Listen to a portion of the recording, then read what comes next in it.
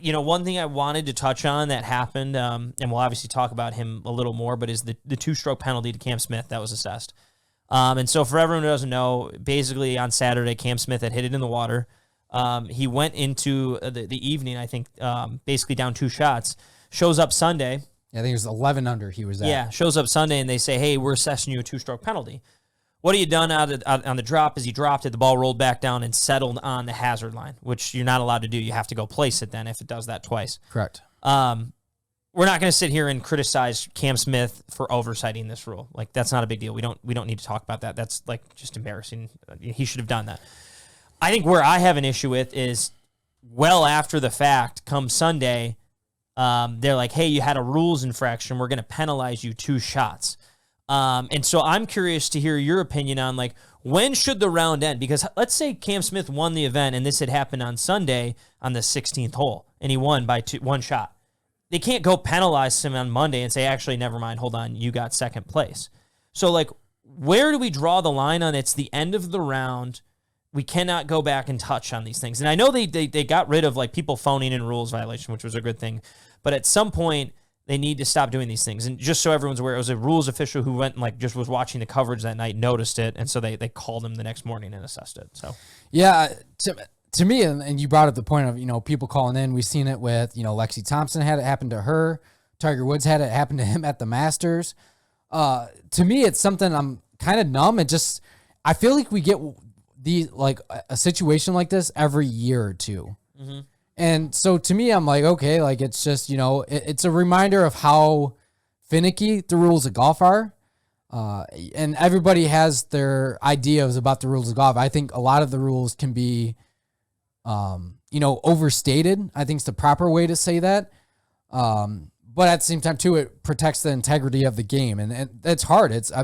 Working as an assistant golf pro, I'll never forget we were doing a shootout and somebody hit a ball short of a green, and then there was a pitch mark in front of his ball, and he wanted to putt it, and he went down, tapped it down. It's penalty stroke. And there's 180 people out there, and you had to embarrass them and say, hey, by the way, that's a 2-stroke penalty. You can't do that. So it's very important to know the rules of golf. And usually you don't see this happening on the PGA Tour because these guys are actually very, very good when it comes to knowing the rules. So I guess where I net out on is, and look, like I know for all professional sports, specifically like NHL, NBA, NFL, MLB, like they have video review on the spot. If a guy hits a buzzer beater, they literally are reviewing the last play. In the NFL, they are reviewing every scoring play. And you can't review every shot of every golfer in the field. I totally understand that. But what I relate this to is that New Orleans Saints playoff game where like clearly there was a penalty that wasn't called, and that the Saints would have won that game. I think it was the Saints. I don't remember. It was so long ago. They would have won. Instead, they lose. And the NFL comes out the next day and is like, yeah, we fucked up. The NBA comes out in the playoffs and said, here's the missed calls in the last 2 minutes. Like, I guess where I net out on is there needs to be a line where it's like, hey, you can't go back and do it. And I personally think the moment they leave on Saturday or the last ball, maybe an hour or 2 hours after the last ball goes in Saturday, like, you can't go change a guy's score. No, because my whole thing is, fortunately, it happened on Saturday. But, like, if this happened Sunday, what the fuck are we doing? Yeah, no, and to your point, too, is, how many times have you go and check a leaderboard and it says round 3 complete? I think, to your point, that would be a great place to start. As soon as the last ball from the final group hits the bottom of the cup, boom. Third round's done, over, can't go back, change anything. Yeah, or at least 2 hours because they may want to review these things. And release a statement, kind of like you did, like we've seen with other sports. Yeah. And that could be just us being used to the American culture of how we deal with sports here, is like release a statement saying, hey, he should have been. No one on our crew caught it.